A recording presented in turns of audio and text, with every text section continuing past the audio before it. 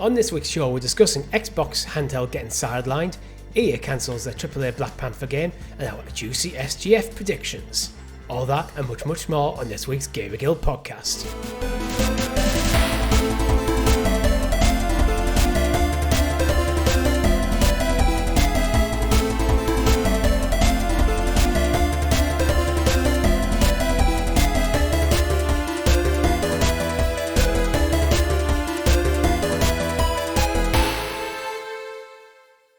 Good game, everyone, and welcome back to the GamerGuild Podcast, your weekly show where we round up all the week's video game stories and news for your listening or viewing pleasure right here on youtube.com/GamerGuildTV and up there in the digital clouds on your podcast preference of choice. Your podcast players for this week are myself returning to the show and the Arcane Rogue, Mr. Chris. How are you doing? Bonjour, Richie. Bonjour. Welcome back. Bonjour indeed. From the land of France. It feels weird that we did click a cast in the week, so I've already welcomed you back, but this is for the mainstream of our audience. This is your return.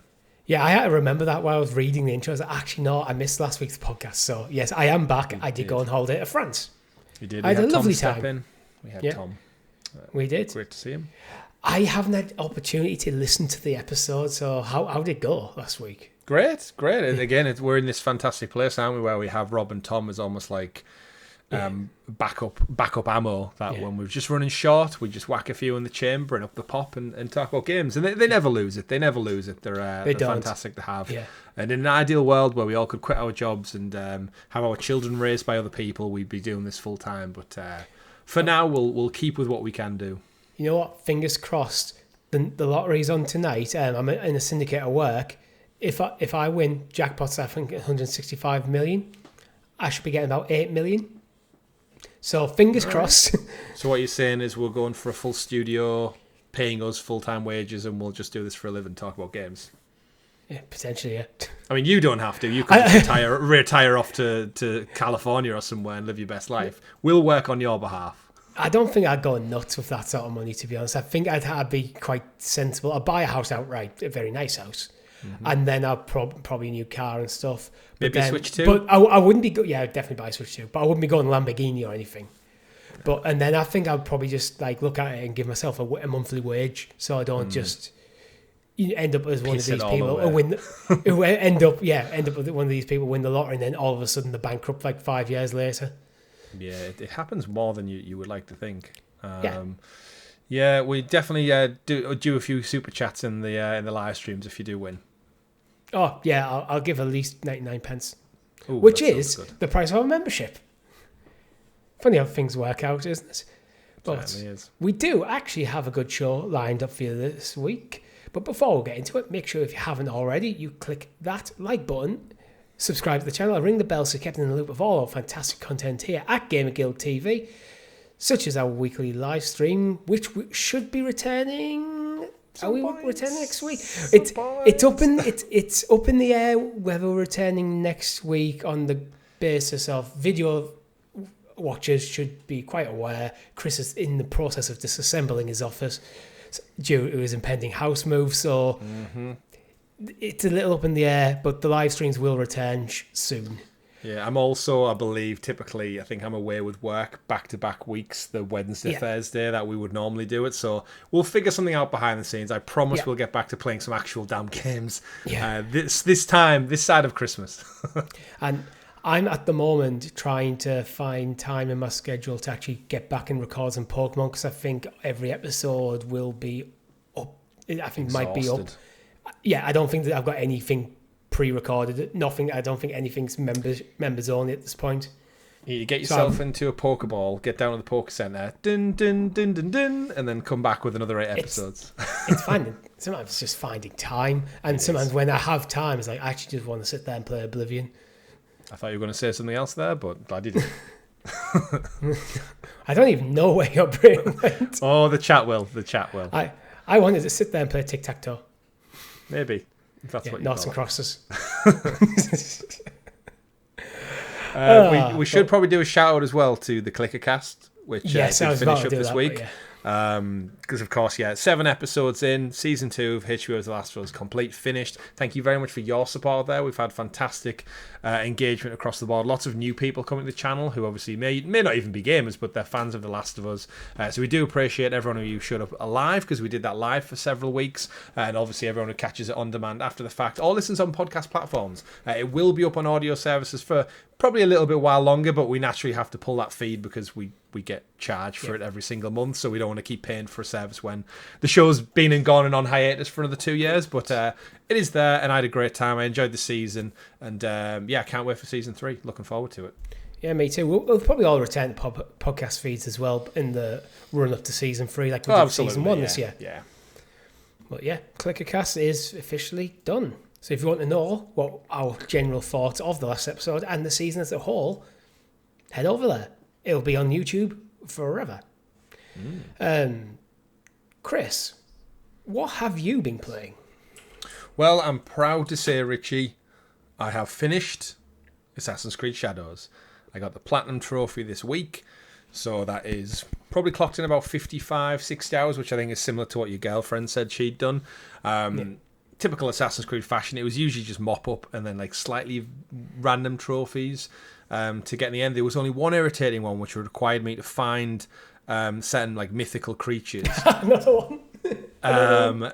It's seasonal. So Assassin's Creed Shadows has a great thing where every a couple of hours the seasons change. You jump between spring, autumn, summer, and winter, and it changes like the landscape, the way you sneak around. Things like icicles can drop near you and cause people to see you easier, like break your stealth, which is great in terms of gameplay mechanics. In terms of finding collectibles that are specific to those seasons, and I don't know if your girlfriend knows that, but you go into the pause menu and it allows you to skip a season. There's an option where you can hold in the right D-pad and it skips a season. However, you're never at a time when it works. It just says, can't skip season now, can't skip season now. And I Googled it, and you have to wait until you're about halfway through a season for it to work. But for me, I could never figure out on the little compass clock when the fuck halfway through the season was. So I ended up just leaving my PlayStation on and going and do something else, and then coming back and being like, there's the mythical creature right in front of me. It's literal hours to change a season. And then I think you have to fast travel to spawn. But it's on the map screen, and it's right on the D-pad on the map. It looks like it should just be you press that and you change season. So I remember Nat playing the game, and we were both thinking, maybe once you progress to a certain point in the story, it'll open up. So you can change the season that well? No. So it's like, I think that's one that Ubisoft need to patch it. I think once you get to a certain point in the story, you should just be able to change the season. And there's nothing story-wise that's really seasonal. No, but then the story can lock you back and move you back to the right season anyway. Yeah, very true. Very true. I enjoyed it overall. It was, I think of the reboot, it's probably one of my least favourite, all things said and done. I think I would definitely go probably Assassin's Creed Origins up top, then Odyssey, then Valhalla. Then Valhalla over Shadows. Yeah, then Shadows, and then Mirage at the bottom, which isn't technically the same as the other ones, but it's still part of like their relaunch that they've done. That's not a good trend. It does seem to have diminishing returns, but I don't know if that's just I'm maybe getting a bit burnt out on them a little bit. I think Assassin's Creed Shadows, ironically, does have the looming shadow of Ghosts of Yotei looming over it this year, where I kind of want to conserve all my care and dedication for that, because it's going to be better in almost every single way. So I'll admit I've not played Assassin's Creed Shadows, but I have seen the majority of the game. Mm-hmm. My interest in that game seemed to decline as I watched Nat play it. Where I thought it looked amazing at first, but by the end it did seem like just another Assassin's Creed game. Yeah, the story was fun. I enjoyed the dual protagonists, even though it definitely felt like some elements were shoehorned in. I thought overall the acting was a little bit poor. Again, I think the biggest issue I always have is because I'm such a PlayStation fan, and I spend a lot of my gaming life playing like dedicated, like you're talking Naughty Dog's Guerrilla, Sucker Punch. And when I get back to a Ubisoft game, I can't help but in cutscenes and conversations with like secondary characters or side quests, the animations and the dialogue are so poor by comparison. It's almost embarrassing to some point, where some of the missions that they give you and the way they're constructed, they just don't really add anything to the main story. And then I think back and I think when I play Horizon, how beautiful the characters look when you're engaging and interacting with them. Even side characters, the lighting, everything. And like for as much as Japan absolutely sings in this game, it's stunningly beautiful. And the seasons they added in adds 4 more elements of beauty. But when it comes to the characters, the story, the narrative, it was just lacking a little bit for me. And I didn't like the look of the weird ring things for your quest. Well, it felt like the story was just kind of there. Yeah. Rather than the story being... This is, I think, the big difference between Ghost of Tsushima and Assassin's Creed Shadow. The narrative in Ghost of Tsushima drives you through the game. Yeah. I feel like Assassin's Creed Shadow is you get just a bunch of objectives to complete. Yeah. And then as you do them, you'll figure out what the story is. Yeah. Very much, very much. And I think the problem here, again, when it comes to like the facial capture animations, is we're almost spoilt for choice now with Unreal Engine style games. Like me and Tom were talking about a few last week. Like Expedition 33 is being praised for its like mocap and everything, and that's from essentially an indie company. It's their first game, and it looks infinitely better than Ubisoft, who have like 10,000 employees, all the wealth in the world, all the experience, and yet it's different. So I've wrapped up on that one, Richie, and I'll be looking at tonight, actually, after we record this. I bit the bullet. I've purchased Expedition 33. So this is for everyone in our Discord server who's done nothing but sing praise for this game. So much so, I went out and bought it on PlayStation 5. Even though it's on Game Pass and I could play it, I've got the Platinum in mind for this one. So I'm committing to it, and I'll be starting it tonight before I pack my PS5 away and I no longer have access to games for God knows how long, internet included. But yeah, I'm excited. Expedition 33, and there's some great news for it coming later on. But there is. But I was just actually looking at something to go on what you said, the comparison between Clair Obscur and Assassin's Creed Shadows. They are very different games, but in terms of budget and quality, yep. Take a guess of the difference in budget for these two games. Well, I bought one of them recently, so I know Expedition 33 is not the cost to you, the budget they went to produce. Oh, right, okay. I'd imagine Expedition 33 is probably 100 mil tops, like if that, maybe 80. I think they had Alan Wake 2 for about 80 to 100. So the budget isn't revealed, but there's comments. Terrible question then. But the comments, the best information I can find is saying that it was about less than $15 million. Ooh. Assassin's Creed Shadow has a reported budget of $250 million. So you talk about quality. Yeah. It's clearly sometimes not a budgetary thing. No. Because even if that was 150 million, not 15. Yeah. Where's the 100 million gone?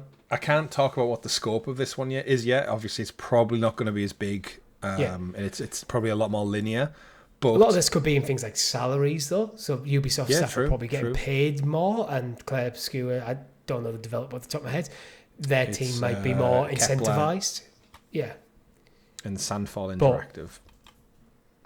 There's clearly it's not just a straight up more money makes better game. Sometimes I think it's less money, more restriction can produce. I'm not saying whether it's a better game overall. I haven't played either of them, but in terms of the presentation, you mentioned things like the facial animations, that kind of stuff. And these are both effectively third party multi-platform games. Mm-hmm, absolutely. The one thing that did sell me on top of our Discord is Tom waxed lyrical about Expedition 33. Yes, and he did. Blueprints last week. So it was like, right, you know what? I'm seeing him tomorrow, so we'll probably talk extensively about it. And Tom's also jumped into Star Wars Battlefront 2 after Resurgence Day, so that's also on my radar. So good bit of gaming lined up. Clair Obscur is my next game. I want the Platinum and Oblivion first. Yeah. How far off are you? So I've done the arena. I've done Thieves Guild. Tell me like I actually don't have a clue what you're talking about, because the arena and Thieves Guild means nothing to me. Right. So basically, each of these things I'm going to reel off has kind of got their own maybe 10-hour storyline. Okay. So the arena isn't like a tournament; it's like an actual quest line. It is basically a series of tournaments. The arena is probably only about 5 hours. It's the shorter of them, but all the other guilds have their own actual narrative throughout the guild. So I've done Thieves Guild, I've done Dark Brotherhood, which is the Assassins. I've done Fighters Guild. I'm probably about 4/5 away through the Mages Guild. And then I've got main story to do. And then I'm done. No awkward little trophies? No, it's literally, it's just them. That's all it is for the Platinum. You don't have to do a single side quest, even though there's millions of them. Wow. And some of the side quests are actually fantastic in Oblivion. But I might save them for another playthrough in the future. I kind of want to get the Platinum, then move on to Clair Obscura. I appreciate streamlined Platinum. Yeah. If it wasn't the Platinum being like kind of achievable like that, I might have already bought Clair Obscura. Ooh. Well, it's cheap. If you get it from Argos, it's a little bit cheaper, actually. Just as a heads up. I'll see. I'll have a look. Yeah. We'll see. Argos. But you know what else we'll see, Chris? You introducing us to the... You won't see me if I hide off screen. The graciously gathered GamerGuild Gazette, aka the news. The news, and I could see your shoulder the entire time on the recording. But other than your shoulder, the news is brought to you by our Guild Heroes, which you can join for as little as 99p over on the YouTube channel. That will give you early access to nothing at the moment, but we do, because I haven't recorded any more Pokemon yet. But previously, you got early access to Pokemon. You previously got early access to the Clickercast Remastered Season 1 while that was going up. And there is still a few bits of random content that is only members, like is our debate between what's best, Mario Kart and the other one, the one that isn't as good as Mario Kart, Crash Team Racing. That's currently members only. And also it helps Chris buy a new house. That's true. Very true. Because he's getting kicked out of his. He's literally getting kicked out of his. Yep. EA, Chris. They have cancelled Black Panther and closed down the entire studio. What the fuck is going on with Electronic Arts? I mean, to quote Highlander, there can be only one. And there was two, apparently, isn't there? We've got the Captain America and Black Panther game set in, like, 1943, I believe it is. It's literally called 1943, isn't it? I think so, yeah. Captain America. Is that the Amy Hennig one? Yeah, it's Amy Hennig and Skybound Entertainment. So it's like a totally brand new startup company powered, funded by Skydance Entertainment. Skydance New Media. Yeah, Skydance. And this is EA. We know they're working on multiple titles in terms of this is an Iron Man game, which I believe they have confirmed is still under works. Don't know if I hold out as much faith for Iron Man either now after this, but EA is cancelling the planned Black Panther game. We haven't seen anything of it yet, but this is also from the Cliffhanger Games studio, which is also taken the fall as well. Reading from an IGN article this week, in an email sent to staff from EA Entertainment President Laura Meal, she said that these changes alongside other recent cancellations and layoffs are being done to sharpen their focus and put our creative energy behind the more significant growth opportunities. So seemingly Black Panther doesn't have much of a growth opportunity. They're also laying off some people from their mobile divisions and centralized teams. They don't know the exact number exactly, but they're going to move people around. About 300 roles were cut last month across different teams such as Respawn and some fan service teams like community-based and such. They continue to say these decisions are hard. The affected people we've worked with, learned from and share these real moments with. We're going to do everything we can to support them, including finding opportunities within EA where we've had success helping people land new roles. But yeah, all in all, Richie, it just seems Black Panther wasn't long for this world, and we never saw anything from this one, so I kind of don't know how I really feel about it, having not seen anything. It was probably, you'd imagine, several years into development at this point, but this seems common practice for the business right now. Games are 4 or 5 years in, and they're just done in. It was announced in 2023, and it was meant to be a single-player action-adventure open world game. I think me and you theorised, actually this could potentially be much better than Iron Man. I remember us talking about it quite fondly of what it could be. It is worth noting as well that both EA and Marvel have said that there's no change to their partnership agreement regarding this title being cancelled, and I think it was meant to be a free game agreement they've got, starting with Iron Man, which is getting made by Motive. So both EA and Marvel have reiterated that is still the case. Mm-hmm. So EA should be still working on at least another two titles. Yeah, Iron Man and then... Iron Man, then two more. So an unannounced one, yeah. Probably the third game that was not announced that they've already had an idea for, I'd imagine. And then they'll probably have to find something to replace Black Panther. Yeah, this comes off the back of Andrew Wilson last year. If you recall, he said the company would be moving away from developing future licensed IP, as he doesn't believe it's successful in the changing industry that they work in. And I think licensing for the IP is probably just too expensive. Well, we know Disney take about a 30% cut, right? And then you pay the platform holder a cut as well. So PlayStation or Xbox or Nintendo take their share of that. So you do wonder, with ballooning prices and time and everything, is it worth the investment? Like, you have to pour money in to get like AAA quality. As we've just seen with Assassin's Creed, it was what, 150, 200 mil? 250. And if on your return you're taking a 50% cut going to parties that really don't do much, Disney take 30, PlayStation take 20 or something. Yeah, if you're losing 50% of your revenue. Yeah, for nothing. It's like fucking stamp duty. So if it's 250 million and then you make your total cost, the total like income from the game is say 500 million. Break even, yeah. Then you're breaking even. So what's the point? Yeah. What's the point? You might as well just not worry about the overheads, not worry about the sunken development cost, and just call it quits and do something. You'd have to earn more than $500 million for EA to see a profit. Yep. And that just doesn't happen anymore, does it? Yeah. But that doesn't actually change the agreement they've got with Marvel, and that is something that both parties have stipulated this. So it seems like they haven't just decided to cut the Black Panther game. Reading between lines, I feel like they haven't just decided to cut the Black Panther game and then hope for the best. It feels like they've probably been discussing this with Marvel. Yeah. So there's no idea to know which party involved maybe wanted this. I feel like maybe EA in their restructuring. Yeah. Maybe decide, unfortunately, Black Panther might not have been far enough along. Or maybe a lot of the assets could be repurposed for something else in that game. There's a lot of moving parts in this that we will never really probably be privy to. The fact that there's another game already in development, like if EA maybe got wind that they're about a year or so behind Amy Hennig's team, there might be a tactical choice to say, look, we've seen the damage it can do. In fact, they might have seen it firsthand. Remember when Dead Space came out and Callisto Protocol pipped them by about 2 months?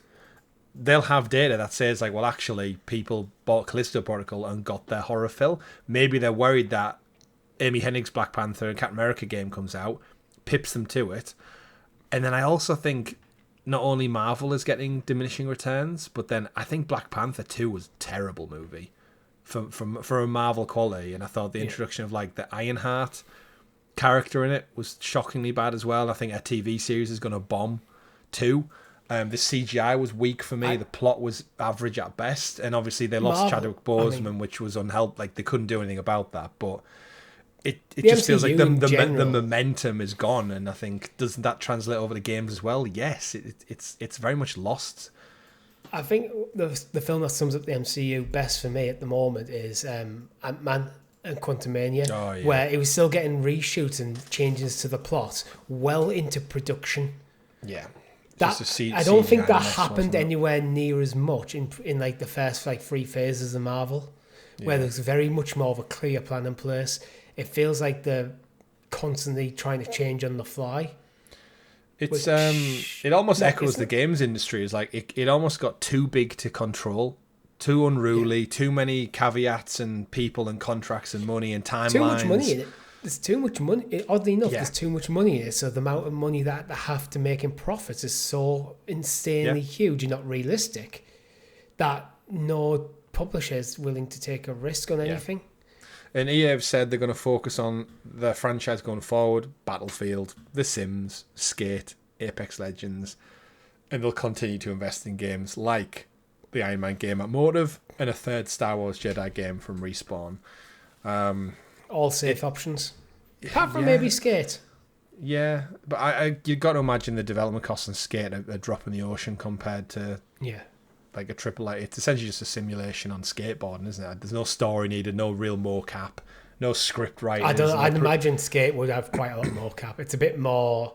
No, I mean in terms of like performance mocap, that you don't need someone doing like deep monologues with script and facial detail and no, but you need to actually probably film lots and lots and lots of people skating. Oh yeah, but you don't need the details. What I'm saying in like the actual people. Like I guess RIP, but at the same time, if the studio can be put to better effect on a new IP, well, it can't. It got shut down. Yeah. Oh well, that's true. Yeah, actually, yeah. Sorry, the staff then can be put to better effect on other titles. I still don't really know what to expect from an Iron Man game. I don't know. I feel like maybe Black Panther. I've got a feeling Black Panther was probably a lot earlier in its development cycle, and it's probably easier to cut something earlier in the development cycle than later. Yeah, absolutely. It's why I think Tango got DreamWorks got shut down because they hadn't started working on anything. So Xbox needed to cut a studio. So while Hi-Fi Rush was done very well for them, you've kind of got a team of people who've got nothing greenlit. It's easy to write that off. So it might just be, as EA been doing restructuring and looking for ways to cut, this was the next easiest thing to do. Well, it's like every company, isn't it? And then ironically, did you see the Star Wars Battlefront news? I know me and Tom covered it briefly last week that it was having a resurgence. But they did. So obviously we love Star Wars Battlefront 2. I think the last game you and me probably really did offline, so away from the channel, was probably Star Wars Battlefront 2, where we'd actually put headsets on, play with our mates. Yeah. And we just played it like no cameras, no microphones, just dicking around online with your mates. I never got the platinum because I think you got it, but I was like, it was a bit of a grind. Yeah, bit of a grind. But that was the last game I'd probably say like us and our friends like genuinely pushed for. But yeah, the news last week was that the fans, the community all got together and did a Resurgence Day event where over the weekend they basically said like and they quoted Rogue One, and they were like, let's make 100 people feel like 1 million. And like that was like their champion call to rally to arms. And they did it. The peak concurrent players back when the game released was about 7,000 on Steam. They hit an all-time peak of nearly 19,000 over that weekend, so nice. They more than doubled it. And that was only Steam. Apparently across all platforms, it was even bigger. They got like something like nearly 100,000 people playing, which is more than some like popular modern day games. So now everyone's like, Battlefront 3, like do it. And then there's some of the devs on Reddit have been saying like they want to get the band back together because they're all spread out across EA now.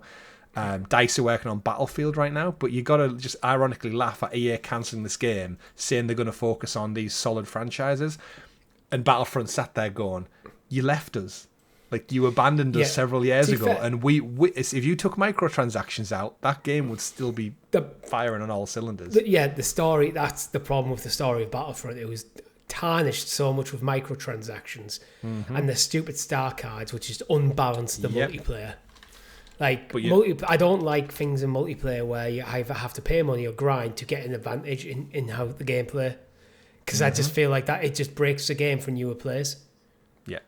But... So since they did when they said they were going to wind down support on it, they got rid of all the star cards, they changed all the progression so it was all just in-game. They made every character available from the get-go. So it's almost like you get a complete game, like you did with the original back in 2005. So it's almost in its best form it's ever been in. And I'm seeing loads of clips in my YouTube algorithm that are basically people experiencing it for the first time. And they're all just like, this game's fucking gorgeous. It looks great, it plays great, it's fun, and it's like, yes, it was. You know was just littered with conference big wig problems that ruined the launch, and it never really made it up from that. Anyone listening to this show knows probably quite well that we're not the games as a service people, but I think the industry now knows how to do games as a service way better than when Battlefront 2 came out. They've had all the trials and tribulations. They've tried the loot box thing. Everyone hates it. They still do it, but people don't like it. They've tried the pay-to-win shit. People hate that. They found a way to kind of go, this is what even some of the bad decisions that people don't like are now accepted. A Battlefront 3, I would kind of go, just forget about the story. We've got the Star Wars Jedi series now to give us that fill of Star Wars single-player story. Mm-hmm. Just do this as a games as a service multiplayer Battlefront 3. Have a long-term plan for it, and just do something. Yeah. Make the best multiplayer Star Wars game you could possibly can make. Yeah. And interesting enough, the little tiny kind of like nugget of information that I read came out of all this as well is back to the EA story, is the multiplayer feels like a really good solid shooter. And I don't know if you can recall, can you remember the game Ark Raiders that was revealed at Summer Game Fest last year? It had like the kind of the colourful 70s, 80s rainbow stripes. And it was a third-person shooter set in like the sci-fi world. It looked a bit like Intergalactic. Was that revealed Stadia? I think there was a trailer. Yeah, I think there was. Yeah, because the developers had worked on other things. That shooter had its playtest conclude just before the weekend, and it's actually made up of former EA and DICE developers who worked on Battlefront. So it's almost, in a way, it was like an ode to them, like the spiritual successor to Battlefront 2. Has just finished a playtest, and everyone's like, hey, you know what? Ark Raiders plays just like Battlefront. And then we had this massive resurgence. Revenge of the Sith was back at cinemas. Andor Season 2 finished. Fortnite had a Star Wars season. This perfect storm happened. And I bet the bigwigs at EA must be sat there going, we just cancelled Black Panther because we're shitting out money. And then something we left in the dust 5 years ago is now more popular than it ever has been, and we've done nothing. Like, you just can't write it, can you? You just can't write it. No, you can't. You know what? You've just stolen my Summer Game Fest predictions. Ark Raiders is still slated for 2025. Summer Games Fest is next week. Hey, it might well be. It's time. We do not have a date though. I think it's time. But yeah, so if you're looking forward to playing a Black Panther game, there's still one coming, so it's all right. And it's from Amy Hennig, who did Uncharted 3, which is a phenomenal story writer. So I can't wait for that one. 100%. But since I've already brought up Ark Raiders and Summer Games Fest, let's get into it. Summer Games Fest predictions. Yes. So first things first. We probably won't be covering it live because I won't have a house, an internet, or a table to sit at. So it was scheduled in the dock. We were more than happy to cover it. I was looking forward to it. But yeah, I'll have most likely spent an entire day dismantling a house and rebuilding another one. Not brick for brick, but I don't think I'll have the setup or the time or the energy to sit down. So we'll cover it on the show instead. No. But apologies for that. Yes. It's like an annual tradition that we do watch along. Yeah, it's just unfortunate timing. Any other day, if it was a Thursday, it would have been fine. But Jeff Keighley screwing us again. Time zones. The Thursday, all the Saturday. This is actually the first year he hasn't screwed us in time zones because it goes 9 o'clock GMT. Well, here's the thing, Richie, right? All the social media for Summer Game Fest, GMT, we're not going on GMT. Has no one over there told them that? It's BST, isn't it? So it's actually 10 o'clock it starts, not 9. So this is like... I had a look at the Twitter feed and all of their stuff says 9 o'clock GMT, 9 o'clock GMT, which it's actually 10 o'clock. It does. The official website says 9 o'clock GMT. Which is actually 10 o'clock. So they're promoting the wrong time. Now so I'm like is this a case of they got GMT wrong and it's BST, or they got the time wrong? So I checked it. So when you put you add the event as a Google Calendar event. Yeah, I've just done that. We were set to go live for 9:45. So we'd be going live 15 minutes before the 10 p.m. start. So if you're going to watch Summer Game Fest, you might rock up an hour early if you go off their official channels. But you just think, like, surely someone at the entire company understands how time works with time zones and that, or at least double checks it. Because we haven't been on British summertime we haven't been on GMT for 2 months now. Ish. Well, March, I'm right? in the camp of saying, of saying we should stop fucking around with the clocks anyway and just leave them alone. We should. Then we don't have this problem to begin with. Yeah, let's just get back to Let's just get back to GMT, and then we don't move it again. We just stay there. Yeah. Farmers can just get up an hour earlier or later, whatever it takes. It's fine. We'll let them off. Jeremy Clarkson will probably agree with me. Games. So it's the world. So Friday the 6th of June, Summer Games Fest is. So it's worth noting there is an Xbox showcase on the Sunday the 8th. So for me, when I've been looking at what games that I think might be there, I've just ruled out Xbox entirely. They may be double dipping, but with Friday and with them having their own event, I think it's unlikely they're showing anything significant at Summer Game Fest, unless it is a case of, here's this game, you will hear more about this on Sunday, kind of thing. I think they'll have like a little stinger once, like, because they always like kind of sponsor it, so I'm sure they'll be like, tune in Sunday for more. But there's a lot to pick from. Do you want to just kind of jump around and pick out our favourites? What we suspect? Because we do have a partner list, don't we? Yeah, we have a partner list, and I've also pulled together a list of games that are due for this year. Some of them have release dates, some of them do not. I want to ask you first, though, are you expecting any Switch 2 news here? Or anything to do with Switch 2? Yes, because this week they were confirmed as an official partner. So if you look on the website, it's had a refresh, and the Switch 2 logo is in the 5th row down on the partners list. So absolutely. And the fact that it comes out on Friday. Yeah, I can confirm Nintendo and PlayStation actually are both on the list. So everyone's there. All big three. Although PlayStation could be on the list because there's some games that are coming to PlayStation rather than a PlayStation game. Yeah. Hard to know. But you're expecting Switch 2. Jeff, Kojima's also been confirmed as a guest appearance. Yeah. For Switch 2, I think an announcement or just a trailer. Probably a game. I think there'll be advertisements for it because it literally launches the same day, which you couldn't time a console, one of the biggest console launches in history, the same day you have a gaming event on a worldwide scale. Like, you got to promote it and do something right. You know what I'm thinking? Elden Ring. Elden Ring is coming to Switch 2. I think that might be the... Yeah, it's confirmed. Oh, no, wait. Yeah, but... Wait, no, it wasn't Elden Ring. It was... Was it? No, Elden Ring is confirmed to Switch 2. Right. But I'm thinking that might be one of the trailers. It just feels that nice combination. If there might be, I think it may be an advert for Switch 2, and you might see some in-game footage of Elden Ring running on the Switch 2. Yeah, we know that FromSoft's new game's going on it, but I think that's a few years out yet. Yeah. Or maybe a year. You mentioned Kojima? Yeah, just thinking you mentioned PlayStation were going to be there. Death Stranding launches this month as well, June. So my guess is Kojima's going to be there to show us another 50-minute trailer of Death Stranding 2 and why you should buy it later this month. Yeah. Actually, it's actually meant to be later in the show, but there's also been a Death Stranding anime announced. Since we're on Death Stranding. Yeah, I get it out the way. It's just, I don't know what to expect of it. If it's crazy and zany and Kojima's got his hands in it, it'll probably be great. Like, I've loved some of the last anime shows I've watched. Like, Castlevania was fantastic. Cyberpunk Edge Runners was fantastic. There's no reason with the story that Kojima writes through Death Stranding that an anime couldn't work. It's some cool, trippy shit put into a beautiful art form. So, yeah, that'll be great. I feel like the anime might be the way that I finally understand the point of what Death Stranding is. By experiencing the story in that format and go, right, that's why I should play the game. I get it. Yeah, I get it. So that's possibly why PlayStation might be there. I could also see us getting another tease for Ghost of Yotei in some capacity, because again, that's coming August, right?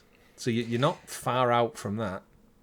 Maybe I could see Ghost of Yotei. I would have thought maybe they'd hold off for a state of play to do it like a deep dive. Well, that is rumoured.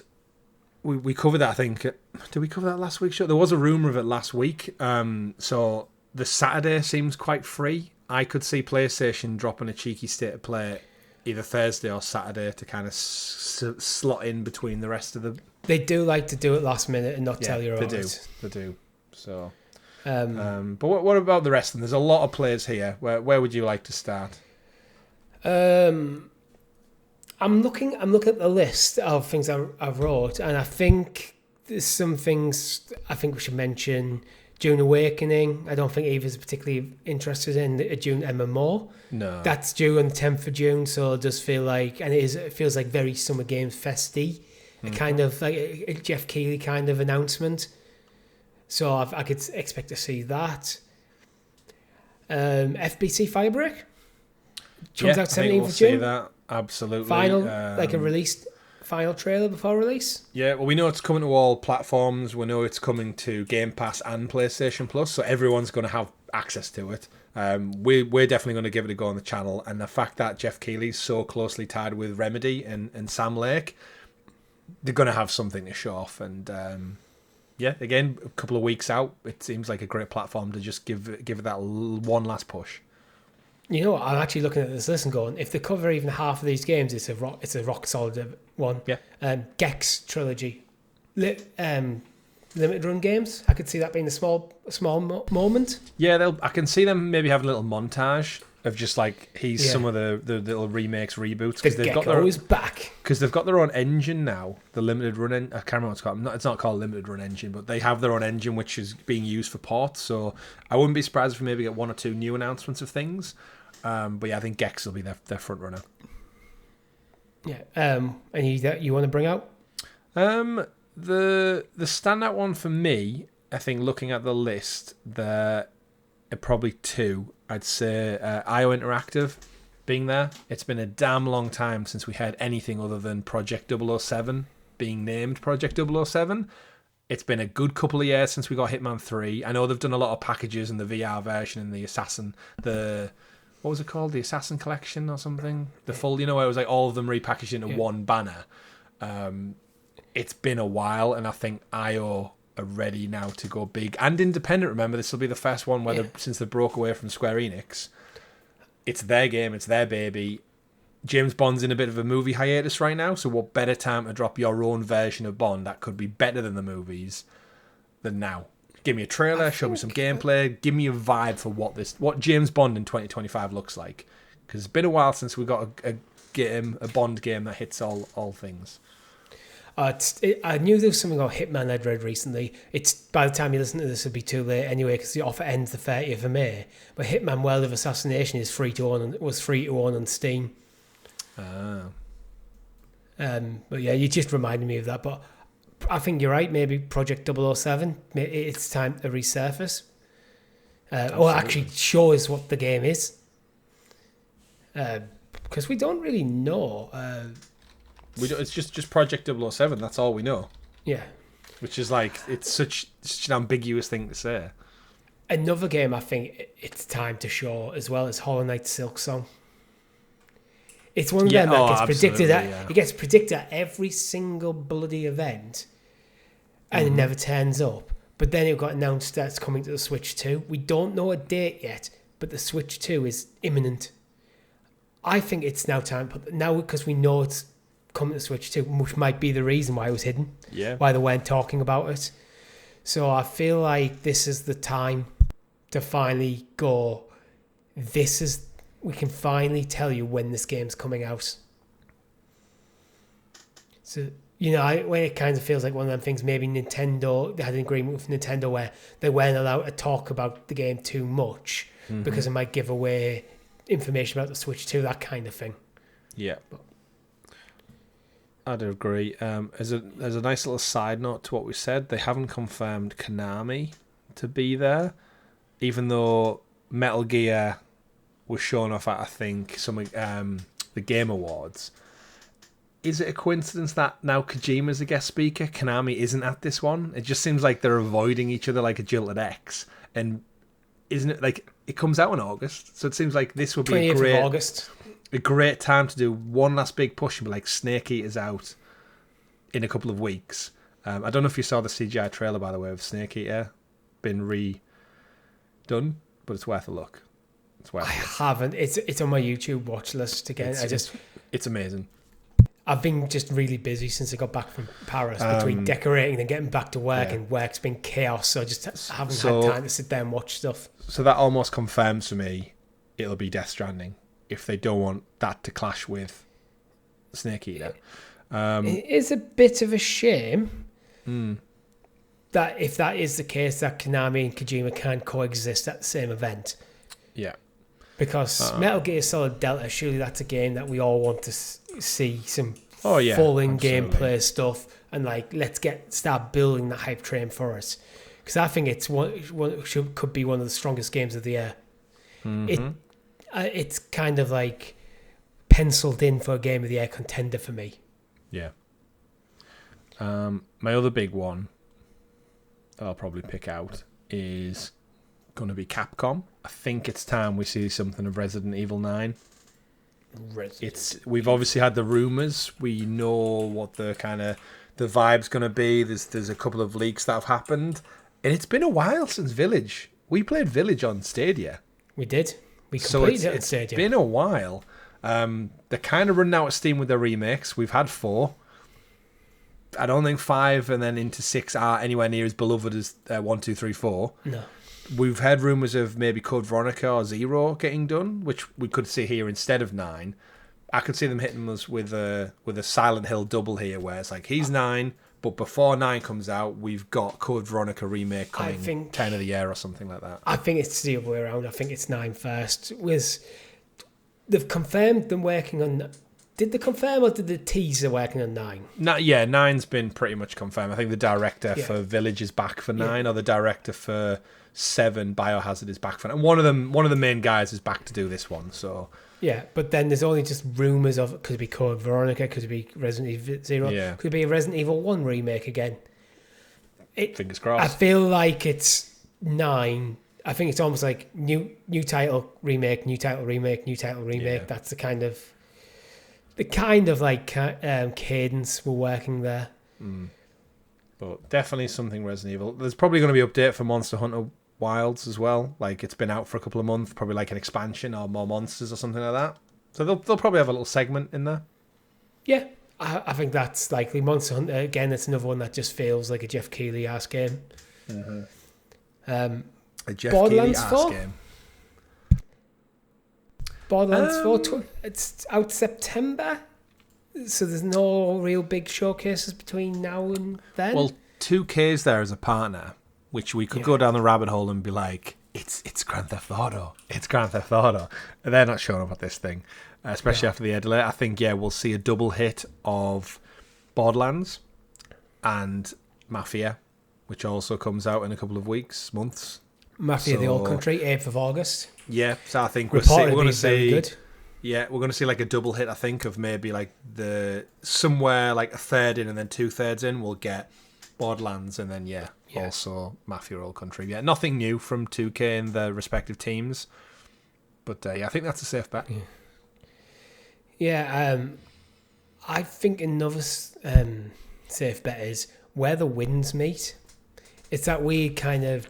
Chinese game that looks almost Souls-like that I think we saw originally a few years back at a Jeff Keighley event. Yeah, that's one of the traits of this to change it. Like, rewind the clock, look at Game Awards, look at last year's Some Game Fest. What did Jeff show off that didn't have a date, or maybe had 2025 as a year? Yeah, chances are they're going to be back to show something off this time around. That is the bulk of my list that I've pulled together. Is literally games that were not like Nintendo, Sony, or Xbox first party that are slated for this year. There probably is stuff from next year going to be in here, and there's probably going to be some surprises that we never even heard of. I'm just kind of focusing in on what are we expecting in the back half of the year that we don't know when to expect. Yeah. Well, I know they're probably not going to be if they do their own state of play, but if PlayStation skip a state of play, this could be a good spot to end maybe with Wolverine. It could be. He's pulled it out before the bag. Remember, we've had the Last of Us stuff and God of War showcased at these events. Remember, the Game Awards showcased the Xbox Series X and S announcement. So Jeff pulls some big wins. You know what? I like the Wolverine shout because this is how I can see it kind of going down. You see another just CGI trailer of Wolverine, and then Jeff goes back on stage and goes, "You'll find out more about the state of play. Bang, here's your date. Tomorrow." Yeah, tomorrow. Tune in tomorrow for the PlayStation's Wolverine State of Play. Done. Amazing. Because I think Sony will want their own spotlight on that. Yeah. But slipping in a teaser into Summer Game Fest to draw their eye to the State of Play, we've seen it done before. Yeah, I agree. There's also Supermassive there. I noticed that one, and if I recall, are Supermassive the ones who are working on Little Nightmares 3? Was that a thing in my brain? Because Little Nightmares 3 is Supermassive. Is it? And Bandai Namco. Yeah, so remember they had the whole thing where the previous devs moved on, and then Tarsier Studios, I think it was, but Bandai Namco retained the rights while they went off, and then Supermassive, obviously, they're well known for the horror, but they've kind of been just dicking around with, we're making our Dark Pictures anthology, we went and did The Quarry, that didn't really work out, we're getting diminishing returns, and then we had Until Dawn remake, but they didn't really have anything to do with it. So it's like, I feel like Supermassive are just like in this constant state of limbo now. So they've clearly took a contract with Bandai Namco to do Little Nightmares, and I love the first two, so I could see that with maybe like with a Halloween time release for this year. Yeah, and no doubt another thing from the anthology trilogy of not anthology of what they are, like another random horror story. I don't know what the next one up is, and that is, but we must be due one, right? What was it? Dark Pictures. Is it? I'm starting a new season, like a season 2. Yeah, we looked at the website, didn't we? And we couldn't remember. Yeah. Oh, it's Directive 8020. This is the one in space. Remember? Yeah. Where we said it's actually totally different from the rest. So actually, it could look quite good. So yeah, I think we see Directive 8020, and then we see Little Nightmares under the Bandai Namco segment. So yeah, some good shit.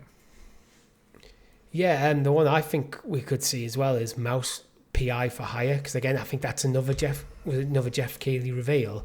Yeah. Wasn't that the guys who made Cuphead?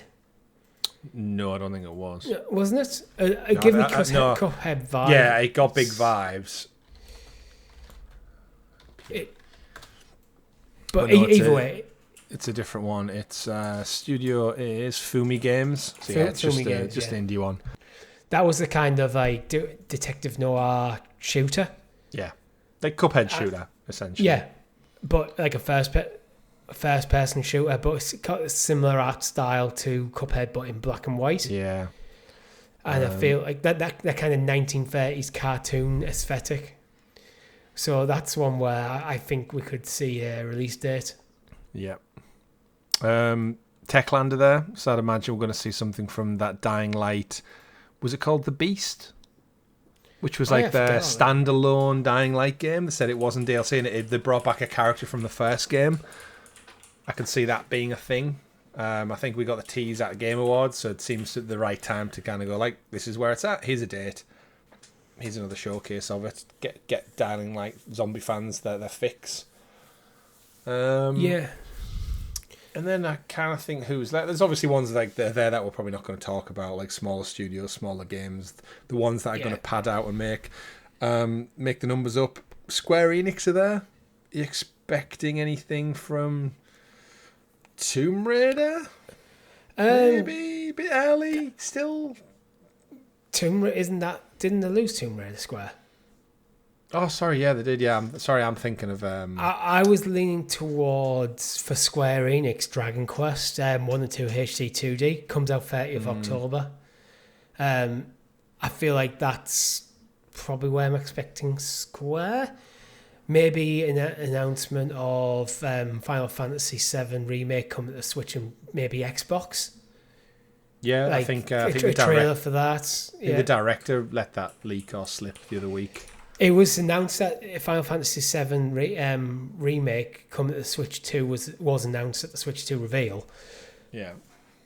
But, yeah, again, Switch 2 is imminent. Doubling down on that game coming and probably the commitment. You could, if I was being very bold with it, I might even say you get the title of the third and final installment of the remake. Yeah. But I'm not expecting it. I don't know why I'm not. It just feels like maybe that's a next year thing. Yeah. Another one that I would love to see is Focus Entertainment are there, as are 505 Games. Another entry in the Plague Tale series, which initially I was like, nah, that's a bit crazy. But then the first one came out in 2019. The second one came out in 2020. So if we're hitting 2025, I could see a trailer and then 2026 release. Then the cadence isn't far off for releases. Yeah, I don't think it's an insane shout, to be honest. and that's by far Focus Entertainment's like biggest IP for me. Yeah. CD Projekt has just caught my eye as well. Witcher. I mean, yeah. Like, we know Cyberpunk's going to Switch 2, so there could be a little Cyberpunk like Switch trailer teaser. But they did show off the Witcher at Game Awards, right? Like a good 3-4 minute cinematic with Siri. Yeah. But do we need more meat? We know there's the rumours of 1 and 2 remake were in the pipeline as well, so maybe they're a bit closer than we anticipated. Maybe. I really don't know. Maybe that's why they're here. Maybe we'll get some clarity on the order of things. We know it's Witcher. It's probably Witcher before Cyberpunk. Yeah. Aside from a Switch trailer, yeah, I think so. But is it going to be Witcher 4 or Witcher remake before Cyberpunk? Yeah. And they're potentially working on the third kind of strand to their arsenal. So they'll have the Witcher for the fantasy, and then they've got Cyberpunk, IP, and then and another new IP. Yeah, definitely. I mean, Frontier are there, who do Planet Coaster and Jurassic World Evolution. I don't think they need to do it, but maybe with a new Jurassic Park movie coming out, they're going to do another Jurassic World Evolution 3. I can't imagine these park sims take much turnaround development time, with them being kind of like copy and paste jobs.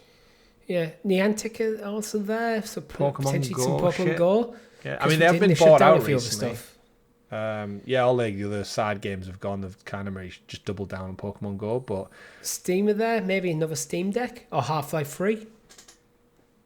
Yeah, I'm not expecting much hardware announcements, but some apps here still.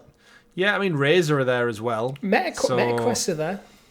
Yeah, so probably just some trailers for like, look at our cool keyboards with LED lights. Some of these could be like just adverts. The partner list. Some of these literally could be like adverts rather than trailers, and not effectively the same thing. But well, let's face it, Amazon Games are there, and they're probably just going to spend all their marketing money on talking about Prime Gaming and Twitch Gaming, and if you buy the game now, and oh, by the way, you can play Luna still. That's a thing. But were they actually going to come out and talk about games? Probably not. What they're supposed to be doing, what, a Lord of the Rings game, I think. God knows. And New World is getting like an expansion, I think, but who knows? Yeah, And then you just got a sprinkle of indie devs in there, which will bring their own cool stuff. Devolver there, Coffee Stain are always great. Bloomhouse Games are going to bring all of the horror stuff. But yeah, I think as you mentioned at the beginning, if they get even half of the things we predicted, I think it'll be a stacked showcase, and I'm genuinely looking forward to it. Apart from things like Wolverine, Dying Light, Plague Tale, and Witcher, some of which haven't even been announced. Yeah, everything we've talked about is this year.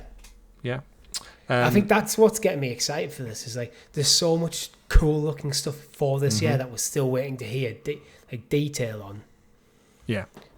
And final one at the bottom of their list is Yacht Club Games, who haven't done anything since Shovel Knight, which was epic and amazing, but it was a Kickstarter. Don't they have a second game announced? Well, they did all like the DLC, but because it was all fan funded and it was only like a really, really small team. I could have sworn they had a second game announced. Yeah, they've got an Untitled Shovel Knight game in the works. So yeah, Shovel Knight Dig is out now. So I don't know what that is. That's a roguelike platformer, but it's literally an Untitled Shovel Knight game.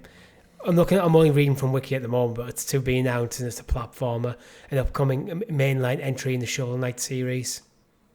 They did so much DLC. Plague of Shadows, Shovel of Hope, Spectre of Torment, King of Cards. Like, they were so good, but everyone was like, we just wanted a second game. We didn't need the ability to play through the whole game as a different character. As cool as it was. Some of this could be... some of them actually could just be Kickstarter, like promises, stretch goals and stuff. Yeah. So they might have been like committed to it. Even if they just give us a soundtrack. Shovel Knight's one of them games that I frequently go back to and play just for the soundtrack. Never played it. Oh mate, it's so good. It's just such a simple like Castlevania, Metroidvania style game. But you're a knight who, instead of having a sword, he has a shovel, and he uses the shovel as a pogo stick to navigate around the world, like Scrooge McDuck did in the old DuckTales game on the NES. And just the music's just it's just like 8-bit glory, and you'll fall. Like if you Spotify the Shovel Knight soundtrack, you'll be in for a treat. It's a bit like I'd probably put it up there with I can't think of it. Celeste, where it's just like pure nostalgia music for gamers. Yeah. Shout out to Yacht Club Games, bringing the heat. Shout out to Yacht Club Games. Yeah. You know who aren't bringing the heat, Chris, though? Reading from Windows Central, Xbox first-party handheld has been sidelined as Microsoft doubles down on Keenan and Windows 11 PC gaming optimization. So we're not getting our dedicated Xbox One anytime soon, Richie. No. Our Discord's actually been chatting about this, and I think there's some valid points about Windows 11 not being anywhere near as good in terms of optimization as Steam OS for running games, which could be a part of the issue. But the handheld that me and you kind of pitched that we want is a cloud gaming platform. So you have the full fancy, effectively Steam Deck equivalent, which is Project Keenan. And then the other one is the more entry-level cloud gaming one, which at a lower price point. And it's seemingly that's the one that Jez Corden is reporting that has been sidelined. Probably similar to Project Keystone. Yeah. Kenan, not Keenan. Yeah. Everyone calls it Keenan, like Keenan and Kel. I'm calling it Keenan. You call it Keenan if you want, and I'll correct you every week. But yeah, I mean, this is this in response to, like, have they just seen almost like the Rogue Ally partnership one, and the reception's been a bit lukewarm on it, and like, right, let's see how it plays out with third party before we put all of our eggs in this handheld basket? It's hard to know because most of the third party ones can do what we want this thing to do. They're just not optimized for Xbox. Yeah. And they also have a bunch of other functionality which adds significant cost to the device, because if you're playing games natively, that is a very different proposition than running games via the cloud. Yeah. It has a different set of hardware and different costs associated with it. Yeah. So, and we must admit that we do not know this sideline handheld any idea of what the specs are. This could just be a Rogue Ally with full Xbox branding, as far as we know. We're just speculating that would be a lower price point because that made more sense to us. Yeah, I think obviously it's only rumour, but it is from Windows Central, and Jez Corden knows the stuff when it is. And it does say it's only been pushed back, so we don't know if that could just mean like a quarter window, a month or two, to a seasonal window. We're not too sure, but we never really had a concrete date anyway. Like Xbox, because we're looking at this thinking like we want it more in line with the next hardware launch for like the home consoles.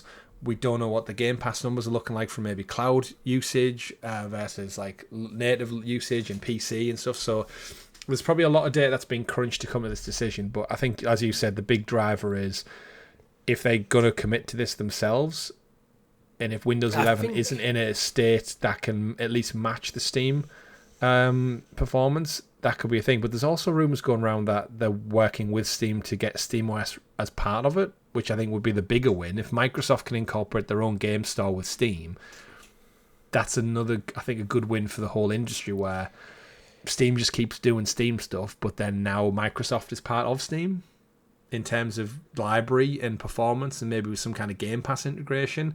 Xbox seem willing to work and play with everyone, right, for the betterment of their whole big, massive ecosystem.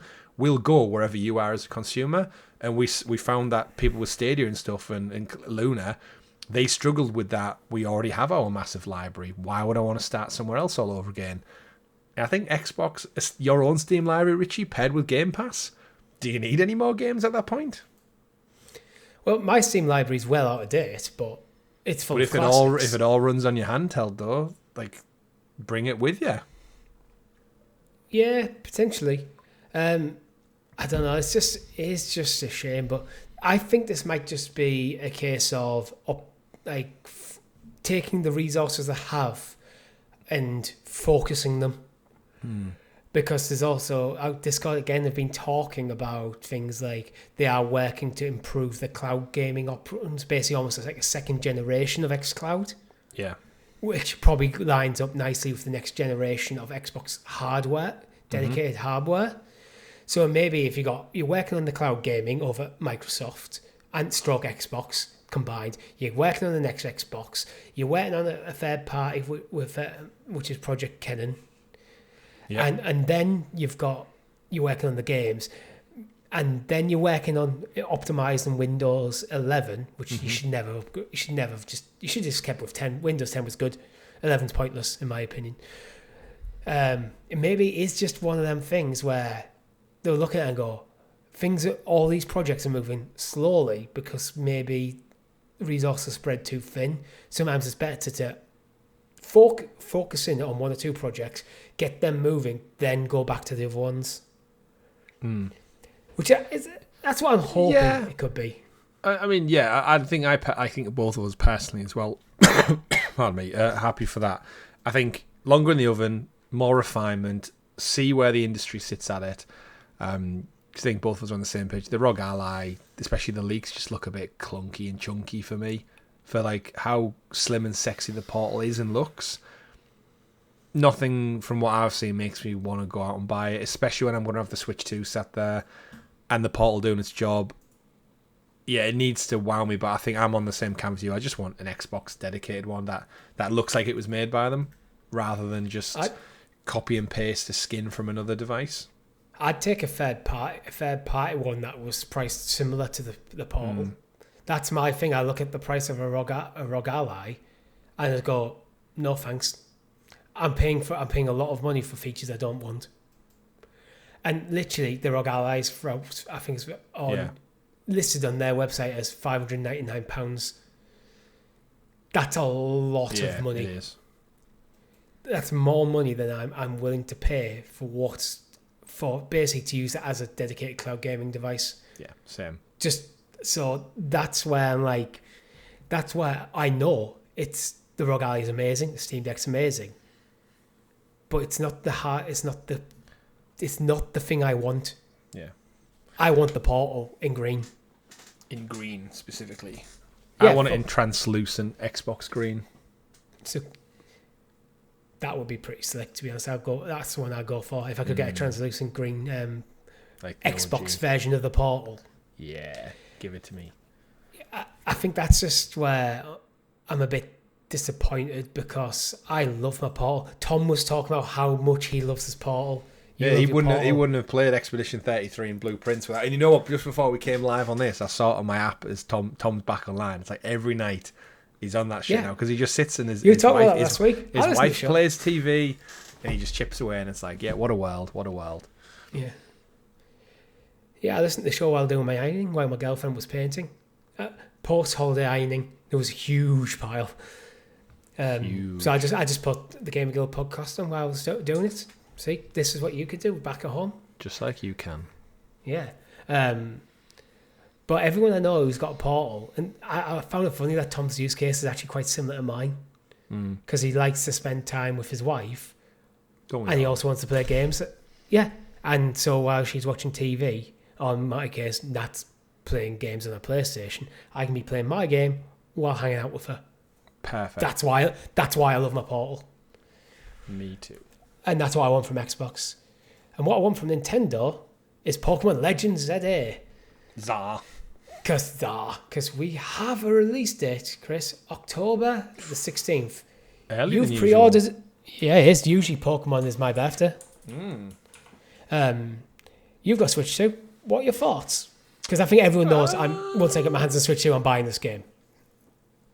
Like, I didn't play Arceus, so I'm a little bit like, I don't know if it's not a direct sequel. I know, but like the what they do in it, I haven't seen enough from it yet to give me the Pokemon itch, and I think it's that with me it tends to come in like by a couple of year cycles. And I need to be in the right. Like, you remember when I had my Pokemon card fix and I went through the whole thing and I got the 25th anniversary collection in its entirety, including the gold plate editions and the McDonald's collection and everything in between. I don't know if I'm feeling it right now, but not any discredit to the game. I just don't think I'm at that place where when I get my Switch, I'm all about Mario Kart.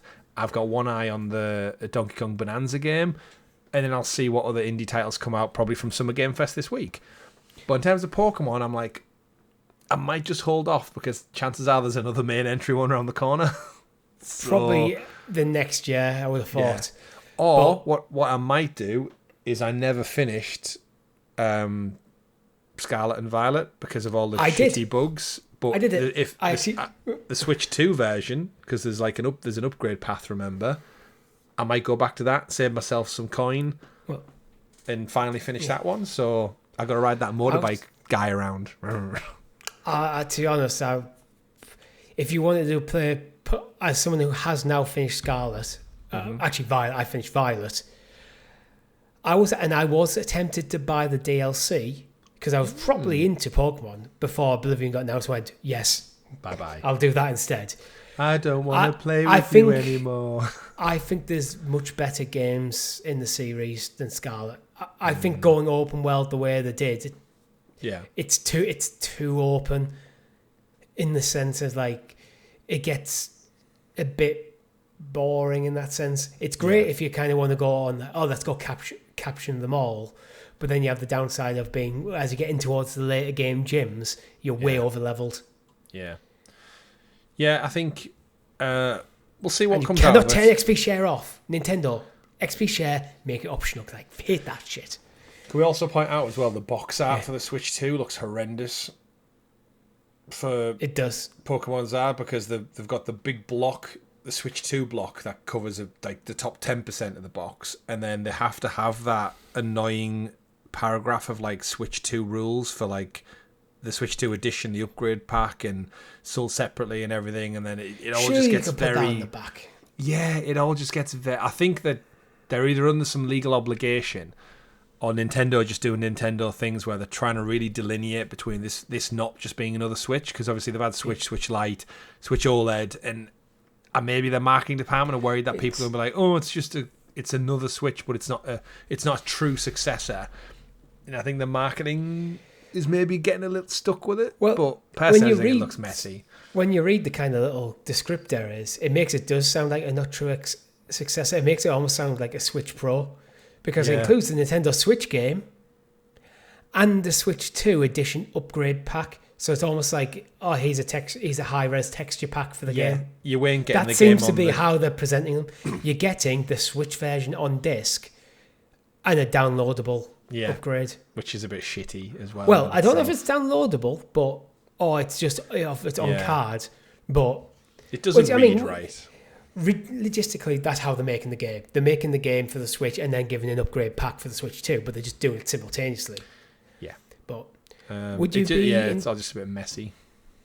Could your head potentially be swayed by a Pokemon Presents showcase? Yeah, again, I've got nothing against it. I just need to be in the right place myself. So it's got... Well, there is one coming on the 22nd of July. Oh, there you go then. So I was going to say that's one we might have to cover, but I'm in Turkey. Is it covering a specific generation, do we know? Because I'm looking at that. I see Totodile, he's my guy. I see Chikorita. I see the Fire Pig. I forgot what that name was. Who's from a different generation? You got that's Tepig. So Tepig is from Black and White. So that's generation 5. Right. Totodile and Cyndaquil are from generation 2. Yeah, that's why I recognise them then, because that was closer to the setting is for the game is Lumiose City, which is the main city in Pokemon X and Y. Right. And there was rumoured to be a Pokemon Z game, which then never came out. They made Sun and Moon again, and the Pokemon Zygarde, who's actually been cut from the box art. If you see the full version of it, there's a little form of Zygarde who's been cut. He got his own game cut. He was just chucked in randomly into Sun and Moon, and in his own game, he's got cut out the box art. But it's going to be in this kind of X and Y locations. I might just wait for the hype on this one then. Yeah. See where people are at with it. See if it. The biggest thing, see what the performance is like. I personally really enjoyed X and Y. So I remember you saying actually, X and Y what got me back into Pokemon after a long time being absent from the games. Interesting. So, if not, I'll just watch your Pokemon Blue playthrough. Yeah, which I will finish, and I do need to get back up to it. Continuing on with the show, Chris, PlayStation Days of Play has returned. Yeah. With some more monthly PlayStation games and catalogue editions. And it started on the 28th of May, so we're a little late in covering it. But that's how this particular sausage is made. What have we got from State Play? Should we tackle the monthly games first for June? Yeah. Another average one. NBA 2K25. It's your classic sports title that's come late in its cycle, which is never a bad thing to have. I don't mind when we get EA Sports or FIFA later, because then I can stop putting the disc in my console and just keep it on my dashboard as a digital form. So it just saves me getting off my ass. When EA Sports FC 25 comes to PlayStation, inevitably comes to PlayStation Plus, I'll probably play it for a little bit. Yeah, same here. I didn't get the last one. Alone in the Dark did average, looked okay, but it didn't set the world on fire. I don't even know which version of Destiny this is we're getting. I don't know what the final shit is. It DLC? Is it a season? Is it expansion? Do I get the base game again? I don't really know. I find Destiny weird for PlayStation Plus one, because if you're interested in Destiny, you already have it. If you're not interested in Destiny, you're not interested in it. Yeah, I feel it's one of them titles, like, unless you're a lapsed fan and maybe you're tempted to get back in. But I feel like it's a niche, it's a small interest. PlayStation own them now, don't they? So it's probably just like, what can we throw at the wall this month? And it's like, give Destiny another go. It's the same with like the way Grand Theft Auto keeps getting added on, then taken off, then added on, then taken off. It's like, just do what you need to do. Yeah. But don't worry, we'll take your PlayStation classics off you, like Resistance 1 and 2. Yeah, we will. PlayStation Plus Extra and Premium or Deluxe members are also getting another Crab's Treasure, available the 29th of May. Great Skull game. and Bones. Not so great game. I'd rather play as an indie game, Crab at the bottom of the sea collecting treasure, than a fully fledged AAA pirate game. Well, you can't do that in Grand Theft Auto 3, Chris, the definitive edition. But that you're getting on the 10th of June. And Destiny Legacy Collection is available on June the 4th. Again, don't know what version of Destiny that is. Is that just the base game? Who knows? Yeah, I'm guessing it's the base game plus a handful of the early things. I'm not going to look into this late in the show. If you're interested in that, Google it. Yeah. Classics catalogue, you're getting Myst, spelt with a Y, and Riven, spelt with an I. It's the sequel to Myst. Is it? No. Awesome. Riven is, yeah. Yeah. Game Trial, Kingdom Comes Deliverance, and Sid Meier's Civilization 7. PlayStation tournaments. Are you interested in them at all? No, I think the only biggest thing is there's like plenty of sales going up right now. Yeah. And the sales for Days of Play can come and go, so I don't really want to delve too much into them. They also do a lot of deals across other marketplaces as well. So if you are in the market for certain things, keep your eye on places like Amazon and Argos in the UK, and I guess Walmart in the US, because they also have deals off console price hardware. For myself personally, Richie, you know that long-pursued PlayStation DualSense Teal Edition, the sexy metallic green? Yes. It's priced down to £54 instead of $70 now. You're moving house. I am, and you know what my new house would look great with? A teal PlayStation thing. Well, yeah, we'll see. We'll see how much trouble I get in for that. Yes. If Chris doesn't make the podcast next week, it's because his wife has murdered him. She doesn't listen to this show. She might do now after she's been appeared on the channel. Yeah, the clicker cast is there, but this is games. She doesn't pay attention to this, and it's like an hour and 18 minutes into the show, so I think I'm okay. Don't grass me up in the comments, everyone. Watching you. Yeah. Cyberpunk 2 is officially underway, and it's now been getting called Cyberpunk 2 instead of Project Orion. So it's basically entered pre-production. I think that's basically the story here, and the name change. It won't actually be called Cyberpunk 2, though, will it? Because it's Cyberpunk. No. The first one was the 2077th entry in the series. Yeah. So this should be Cyberpunk 2078. Yeah, they've actually gone back. This must be a remake of the original Cyberpunk that came out hundreds of years before gaming even existed. Yeah. But all jokes aside, it's nice to see that it's it's nice because CD Projekt, I feel like we get updates from because they do the stock exchange stuff. I feel like we get quite detailed updates whenever they do like a financial call. They tell us the project names, they tell us what they're working on, they tell us the time frames. And again, this is just another great one. The Witcher 3's past 60 million sales overall as a franchise. This is now moved into full-on production development. It's like, I just like it. I like how we're kept in the loop with it. And it does build hype, but in a more business way. Yeah, so basically the story here is, back in March, Project Orion was nearing the end of its concept phase and will be entering pre-production in the coming weeks. Well, I'm reading from a Eurogame article, and in the coming weeks is a quote. And now, as per the studio's first quarter 2025 earnings, pre-production is officially underway, and they've changed the project title from Project Orion to Cyberpunk 2. At least that's how it's been internally referred to going forward. That is not a guaranteed final name of the game. It's great. I mean, they give such granular detail. It says further in the article, there's 96 developers confirmed to working on the project. That's up from 84 in February. The bulk of the studio is focusing on Witcher 4, which has 422 employees assigned to the project. That's compared to a modest 49 developers working on a multiplayer Witcher spin-off series. And then there's 19 working on Project Hadar, which is the planned first ever original game. So they give such detail. It's like you can actually almost see the scope and the timeline and like which is being prioritized. Which is being prioritized. All the way down to like Phantom Liberty has sold 10 million copies. Like, that's terrific for DLC. 10 million copies. Yeah. Like, CD Projekt have this, like, they fucked up so much on launch, and yet the goodwill they garnered from The Witcher in just the gaming consciousness has pulled them out of the dead, propelled Cyberpunk onto unparalleled success. And yes, somehow I feel like messed up and they've survived. They took the loss with grace. They stood there. They took the flak from it. They fixed the problems. Ended up producing a great game. Then went, here's some DLC. Right, enjoy that, guys. We're going to go make the next Witcher. We're sorry. Yeah. Sorry. Like, we're sorry. That's from South Park, isn't it? Yeah. The BP episode. Yeah. Sorry. We're sorry. Are EA sorry, Chris, about cancelling World Rally Championship? It should be. Well, it's found a new home, so I'm sure. It's all right then. So, EA, when they bought Codemasters, they got WRC the games as part of that deal. And after the last one, they went, we're done with it. And now I've lost the publisher. World Rally Championship.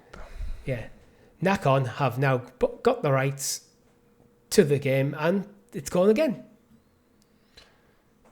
Yeah, I mean, I've got a little soft spot for World Rally Championship just because it was one of the games on. I felt when Gran Turismo 2 or 3, maybe 3 was out, and you know, like Gran Turismo is much more of a simulation game, and it always looked gorgeous, and the music was great, and it had such a list of cars, and I remember playing like arcade mode on Gran Turismo 2. Was one of my favourite racing games of all time. Before Need for Speed came along, and then I realised that actually I prefer crashing into the barrier and drifting and using nitrous oxide and such. But World Rallying Championship, I think my skill set is more tuned to rallying.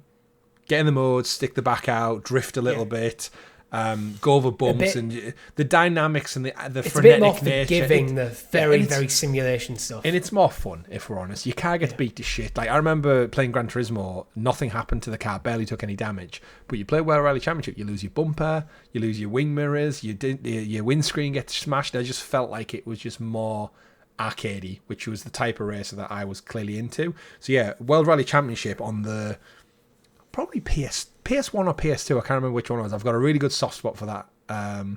And Colin McRae Rally. Shout out to Colin McRae Rally, which might have been the precursor to this licensing deal. I think I played. Yeah, it's a similar thing where they were really good. I think they had arcade games down at our local bowling alley. Perhaps I think we played 1 or 2 there. It's a shame because EA, when they acquired Codemasters, and they almost like started to rebrand all of their sporting franchise. If you remember, we got EAFC, we got EA WRC. EA Golf or whatever that one was called, EA F1, and it was like, all right, I see what they're doing. They're lining everything up. So if you're into a sport, EA has a pillar to fit that. EA Sports, here's your subtitle. Insert subtitle. And seemingly similar to Need for Speed, I just think the desire for racing in the games world just isn't as high as it once was in the early 2000s, and seemingly they're happy to let it go. Yeah, so they made the 2023 edition, and then they've kind of just went, we're done with that. I feel like maybe this is a case of they bought Codemasters, it came with this, they were probably obliged to make it, and then went, no, we're not gonna bother with that. But anyway, the story here is Nacon have got the rights to publish a WRC game from 2027 through to the 2032 season.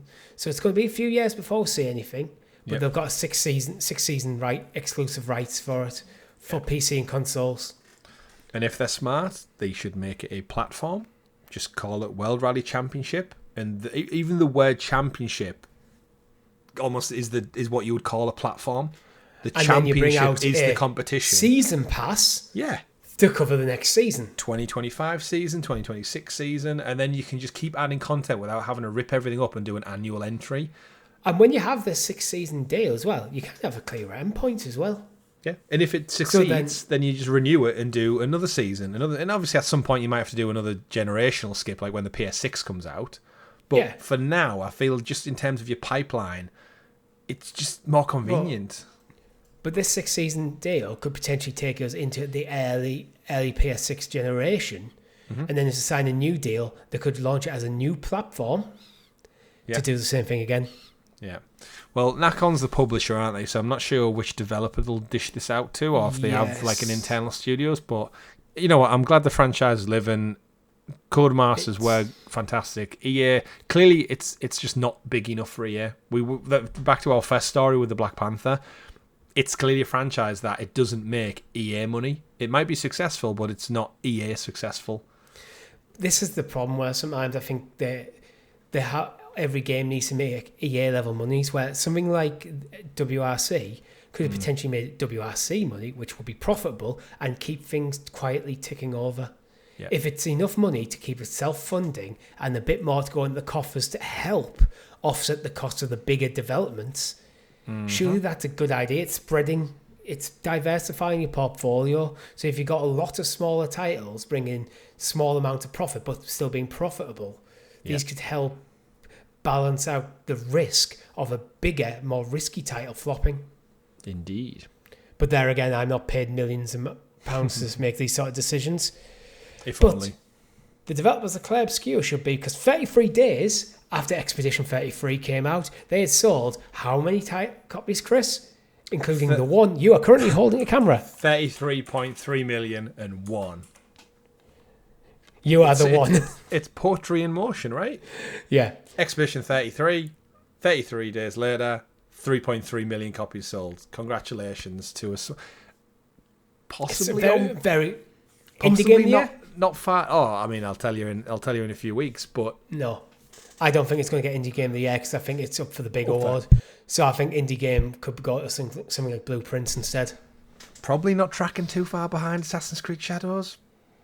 Overall, I think Assassin's Creed Shadows is probably maybe tapping out at about 4-5 million now. Just shows you. But yeah, I guess me and the 3.3 million people are going to have a great time this year. So Assassin's Creed Shadows sold 1.7 million copies on PS5 in less than 2 months. I don't know the total sales figures, and there's not enough time in the show to actually dig them up properly. But it gives you a kind of, theoretically, if you double that for Xbox, that's 3.5 million in 2 months. This is on 3.3 million in 1 month. PC as well, yeah. PC as well. So even if you went to double it again, you'd have to double it again on PC to make it even. So I'd say I will say Claire Obscure Expedition 33 is selling at a faster rate at this point in time than Assassin's Creed Shadows did on its launch. And it's got much better fanfare behind it. Oh, yeah, absolutely. Indeed. I'm finishing up the show, Chris, with The Last of Us Part 2, Because they sold the extra 2 million copies. Yeah, speaking of since doing well, season 2. Yeah, we always knew that there's this kind of like ecosystem boost. But yeah, there's a guy called Chris Colombo, does a lot of data analysis across like all entertainment mediums, and he goes super deep on it. And I think we just want to highlight as we round up this week's show of like the importance and the way video game companies and publishers like PlayStation, Xbox are thinking outside the box a little bit now. And back to our point about The Witcher and their stocks, like how many times when the season of The Witcher came out, we saw a huge spike in sales of The Witcher across all platforms.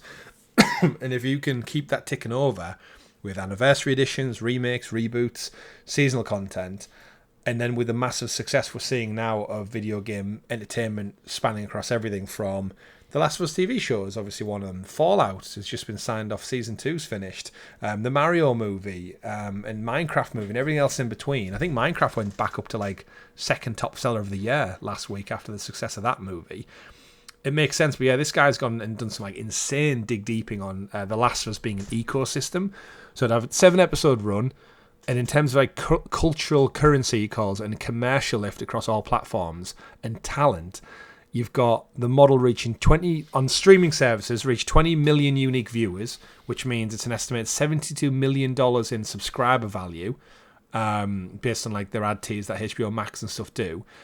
TikTok momentum, so he's got social momentum. The Last of Us hashtag on TikTok passed 10 billion views, with spike moments happening in the Abby and Joel scene, Ellie and Dina scenes, trending globally because of like relationships and maybe both positive and negative, but it's trending, and that's what you want in terms of marketing, right? They had like global nuance, so like things like cosplay, Pascal Pedro fan art, memes being created. Like this guy does his research on like everything. And then yeah, down in retail and game uplift, he's got Part 2 remastered sold an estimated 2 million units during the Season 2 window. So across a 2-month window on TV, they've seen a massive uplift in them. And also interesting uplifts, Richie, on social media: Ellie's guitar, Abby jacket cosplay, Firefly pendant, and a clicker mask. Just like interesting little details where you're like, that's so I have weird, searched for Ellie's guitar during one of the episodes of the Clickercast. Right. While recording, because we were talking about it. So I Googled it because I think it's a Taylor guitar. Yeah. And they did do a brief run of it. I remember, wasn't something like, I think I found it on eBay for 20 grand. Yeah. So it was something like that. It was insane numbers. For what is effectively a guitar, a £2,000 guitar that is mass produced with a slightly different decal in the neck. It's branded though now, isn't it? And it's got that like nostalgia attached to it. It's so weird how it works. It's fucking awesome. Like, but yeah, it's a collector's piece. This guy doing that's great. He goes on to say like even like the cast of saying like globally, you've got Pedro Pascal, he notes he's like press magnet, late night fixtures for TV shows. His market rate's about 7 million per film and 1 million to like campaign with him. So having these big stars, says Bella Ramsey, Caitlin Dever, Isabel Merced, are like the up and coming like youth. So they're generating like huge profits from like social engagement, Emmy buzz, beauty, like fashion, makeup sponsorships. It's like, and all that feeds back into the show's success, HBO's success. And then award season comes around, it kind of ramps up, and it's like it's an ultimate media machine that all just stems from a little old video game, Richie, made by Neil Druckmann and Naughty Dog. And you can kind of see, love it or hate it, or maybe your thoughts on season 2 aren't good, but you cannot deny it's almost grew to a size of success where it's like it's almost like self-sufficient now. The game's 2 million extra copies just for broadcast. It's almost worth making a TV show just to see if you get a spike in game sales. I think this is probably why they did a remaster of a remaster. Oh, and stuff undoubtedly. To get a fresh copy on the shelves in time for the show, expecting this kind of sales increase. So, and everyone who laments them going like, why are they doing another remaster? Naughty Dog can't wait. It's like, this is why. Because it's just put another 100 million in their bank, which allows them to make a sequel. Yeah. Or another game, or fund the studio, or the dev, so they don't have to do layoffs. So it's such an interesting... And then again, back to what we were talking about earlier on the show, Battlefront took... EA must be looking at sales of Battlefront 2 spike and going, what the fuck did we do? Did we put a sale on? Did we do that? And then they go, it's almost like, picture yourself... It's Andor.